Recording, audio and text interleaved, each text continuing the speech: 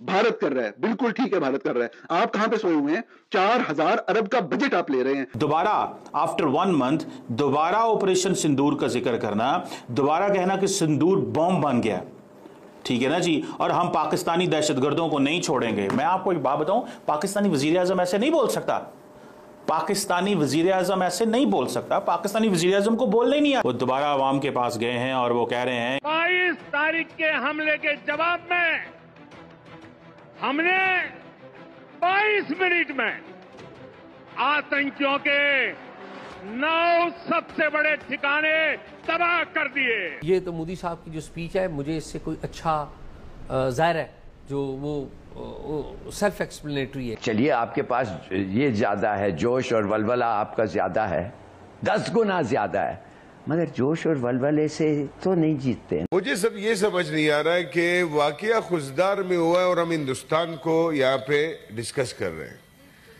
मुझे अपने इदारों को हम क्यों डिस्कस ना करें कि हमारे इदारे क्या कर रहे हैं। 2014 में भारतीय एनएसए की जानिब से कहा गया कि आइंदा कोई मुंबई हुआ तो पाकिस्तान बलूचिस्तान को खो देगा। इट मीन्स कि नरेंद्र मोदी जो कह रहे हैं कि ऑपरेशन सिंदूर खत्म नहीं हुआ, ऑपरेशन सिंदूर खत्म नहीं हुआ। आप 8 बिलियन और उनका 80 billion, you can't carry on like this, ऐसे तो नहीं हो सकता है। और अगर आपके पास पैसे नहीं है, ये फैटिफ जिसमें पाकिस्तान जो है वो ग्रे लिस्ट से निकल के जो है वो व्हाइट लिस्ट में गया था, तो अब मुस्तकबिल में हमें किस तरफ को तवज्जो देनी है, कौन से लूप होल्स हैं? इस सिलसिले में वो एक डोजियर तैयार कर रहा है और बताया जा रहा है कि जनाब इसे दोबारा ग्रे लिस्ट में शामिल करने के लिए भारत जो है वो केस बना रहा है। हमारे जो यहाँ पे फोर्सेस है बलूचिस्तान में, जिनको हमने इतने इख्तियारात दिए हैं, जो मुझे भी तलाशी कर सकता है, मेरे घर में भी बगैर पूछे घुस सकता है, हम उससे क्यों नहीं पूछते कि भाई आप क्या कर रहे हो वहां पे। सही कहा आपने, ये बड़ी अफसोस की बात है। ये ऐसा वक्त नहीं है जिधर हम एक एक के खिलाफ तनकीद करना चाहिए, ये ऐसा वक्त नहीं है, मगर अब क्या करें। Russia is willing to share the source code. ये खिताब इस बात की अक्कासी करता है कि पाकिस्तान और हिंदुस्तान अभी भी जंग के धाने पर मौजूद हैं और खुदा न खास्ता कोई एक वाकया हुआ बहुत बुरा है। ये तो मैं तो समझता हूँ कि अभी हुआ ये है कि IMF ने हमारे जो स्क्रूज है ना वो टाइट करके रखता है वो हर वक्त। सुनने में ये भी है कि नीलम का पानी भी शायद उनकी तरफ से बंद कर दिया।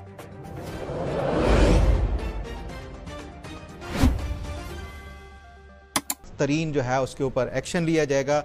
दूसरा उसका नुक्ता ये था कि अगर जो माजी में होता था कि भारत के अंदर कोई टेररिज्म होता था तो एस्केलेशन नहीं होने दी जाती थी दुनिया भर से, कि वो न्यूक्लियर जो एक ब्लैकमेल का एक वो एलिमेंट होता था उसकी वजह से। लेकिन हमने अब वो न्यूक्लियर ब्लैकमेलिंग के अंडर नहीं आना और हम अपना जवाब भी लेंगे और सख्त जवाब लेंगे। और उसका उन्होंने ये जो एग्ज़ाम्पल अभी दी है जो 6-7 मई को उन्होंने किया था जो पाकिस्तान के अंदर। और तीसरा ये था कि अब कोई दहशतगर्दी का वाक़या होता है भारत के अंदर तो दहशतगर्द और उनके स्पॉन्सर्स उनमें कोई डिस्टिंक्शन वो अब नहीं है, वो बरती जाएगी। हम दोनों को इक्वली ट्रीट करेंगे और उनके खिलाफ कार्रवाई करेंगे। ये जो भारत ने एक नई डॉक्ट्रिन मुतारिफ कराई थी उसी के तहत ही ये ऑपरेशन सिंदूर हुआ और उसी के तहत ही उन्होंने जो एस्केलेशन लैडर था वो ग्रेजुअली ये अप करते आ रहे हैं। 2019 में कुछ था, अब जो है वो उन्होंने पाकिस्तान के अंदर जो है सेटल्ड एरियाज पंजाब तक वो चले गए हैं।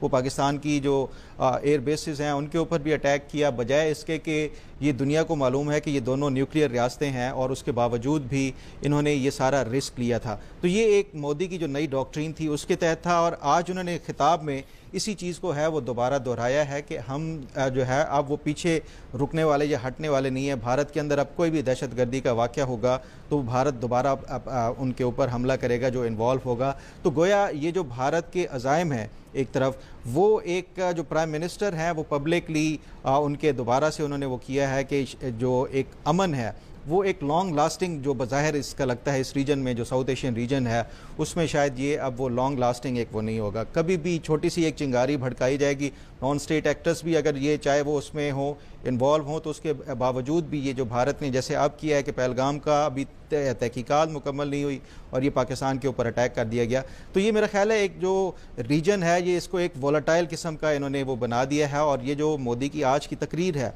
उससे मैं नहीं समझता कि ये कोई अच्छे जो है वो कोई आगे फ्यूचर के लिए वो कोई नज़र आ रहे हैं। तो ये एक बुरी खबर है जो मेरे ख्याल में भारत के प्राइम मिनिस्टर जो हैं नरेंद्र मोदी उनकी तरफ से ये खिताब इस बात की अक्कासी करता है कि पाकिस्तान और हिंदुस्तान अभी भी जंग के धाने पर मौजूद हैं, और खुदा न खास्ता कोई एक वाक़या हुआ तो मैं आई फियर कि वो जो कहते हैं ना स्मॉल न्यूक्लियर वेपन्स, जो टैक्टिकल वेपन्स जो हैं, टैक्टिकल वेपन्स उन्हें कहा जाता है, वो इस्तेमाल होंगे। और मैं अच्छा नतीजे नहीं देख रहा। मैं इस बुरे माहौल में आग को बढ़ता हुआ देख रहा हूँ, लेकिन at the same time I wish and I pray कि ये इससे कोई आलमी जो बरादरी है, अमेरिका हो गया और पर्टिकुलरली शी जिनपिंग, वो इस पे ज़ाती तवज्जो दें और डी एस्केलेट ही ना करवाएं, बल्कि डी एस्केलेशन के साथ साथ दोनों अतराफ़ को टेबल पे बिठवाएं। प्राइम मिनिस्टर शहबाज शरीफ ने बताया कि सऊदी अरब में या किसी और मुल्क में दोनों मुल्कों के जो नेशनल सिक्योरिटी एडवाइज़र्स हैं वो मिलेंगे। मेरे ख्याल में जब तक लीडरशिप टॉप लेवल पे नहीं मिलेगी, ये बात आगे नहीं बढ़ेगी। ये टॉप लेवल पे लीडरशिप। न्यूयॉर्क टाइम्स ने 24 घंटे पहले एक स्टोरी निकाली जिसमें न्यूयॉर्क टाइम्स ने बताया कि हिंदुस्तान और पाकिस्तान ने क्लेम तो बहुत किए हैं एक दूसरे को हर्ट करने के, हिट करने के, लेकिन जो सैटेलाइट इमेजेस हैं मैक्सर टेक्नोलॉजीज के और प्लैनेट लैब के, वो ये शो करते हैं कि कोई बहुत ज़्यादा नुकसान जो है वो नहीं हुआ। और पाकिस्तान ने जो मिसाइल हमले किए हैं उससे तो हिंदुस्तान को कुछ भी नहीं हुआ। यानी हिंदुस्तान ने जो मिसाइल स्ट्राइक्स की हैं पाकिस्तान के अंदर, दो तीन किस्म के उन्होंने मिसाइल्स यूज़ किए। आपको पता है पहले उन्होंने मेरा ख्याल स्कैल्प यूज़ किए जो फ्रेंच टाइप के थे, जो एयर टू ग्राउंड थे, जिसमें उन्होंने 24 मुकामात को हिट किया आज़ाद कश्मीर में, पाकिस्तान में, बहावलपुर के अंदर, मुरीदके में। और वो सारे जो हैं जिन जिन बिल्डिंग्स पे उनको जाके लगना था, स्कैल्प एक्यूरेटली जाके उन्होंने हिट किया और हम कुछ भी नहीं रोक सके। उसके बाद उन्होंने ब्राह्मोस यूज़ किए जो रशियन और इंडियन ताउन से इश्तराक से बने, और उन्होंने जहां जहां वो मारना चाहते थे खासा प्रिसाइजली उन्होंने हिट किया। और पाकिस्तान ने किसी किस्म के सैटेलाइट इमेजेस नहीं दिखाए, जबकि हिंदुस्तान की आर्मी एयरफोर्स वाला ने अपनी ब्रीफिंग्स में वो सैटेलाइट इमेजेस दिखाए। बहरहाल New York times did not rely upon दो सैटेलाइट इमेजेस। उन्होंने अपने सैटेलाइट इमेजेस लेके अपनी स्टोरी में दिखाए हैं, और वो मैंने देखे हैं बहुत गौर से। और सैटेलाइट इमेज दिखाते हैं कि बुल्हारी जो है, जहाँ F-16 होते हैं, जो कराची से कहते हैं कि 100 किलोमीटर 100 मील दूर है, वहां पर उन्होंने जिस हैंगर को निशाना बनाया, उन्होंने पहले का इमेज दिखाया हमले से पहले का और हमले के बाद का, और वो हैंगर का एक हिस्सा जो है बिल्कुल तबाह हो गया है। इसी तरह से उन्होंने नूर खान एयरबेस के ऊपर जो हमले हुए हैं वहां पे भी दिखाया उन्होंने कि बिल्डिंग कैसे डैमेज हुई है। फिर उन्होंने जो रहीम यार खान में हमला है वो भी दिखाया।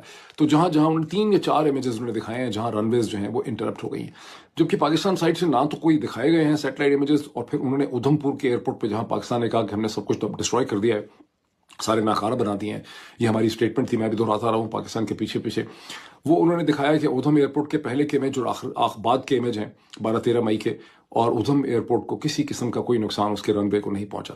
अब इसका क्या मतलब है? इसका मतलब है कि पाकिस्तान ने जो मिसाइल मारे हैं उनका इम्पैक्ट नहीं हुआ, वो एक्यूरेट भी नहीं होंगे, और ये कंप्लेन पहले भी थी कि मिसाइल हमारे एक्यूरेट नहीं है, तो उससे कोई खास नुकसान नहीं हुआ। अब ये वो बेसिकली सच है जिसको बोलने पे यहाँ पे हमारे यहाँ साइबर क्राइम के इल्ज़ाम जो है लग जाते हैं। इसकी